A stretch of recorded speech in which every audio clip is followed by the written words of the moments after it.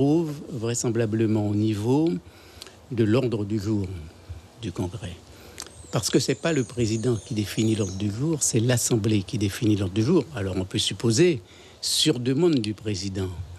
Et donc c'est à partir du moment où l'Assemblée a défini l'ordre du jour que le président transmet donc les convocations et le texte dit bien avec un rapport sur chacun des points de l'ordre du jour.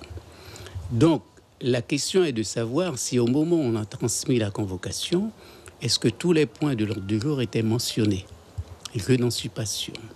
Toutes les fois où il y a eu un congrès, et je parle sous l'ancienne formule, quand c'était la réunion des conseillers généraux et des conseillers régionaux, il y a eu toujours un travail de fond à la base fait par un représentant du conseil général, des représentants du conseil régional, sur les dossiers qui devaient être présentés au congrès.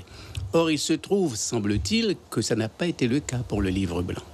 Alors, d'autant que le livre blanc, non seulement qu'on fait un constat global, presque une situation sociale, un peu un rapport de société sur la Guyane, mais qu'il y a 4 ou 5 pages du livre blanc qui concernent une proposition de loi institutionnelle.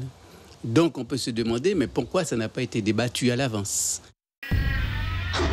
Suivez l'info sur Guyana Première, télé, radio et Internet.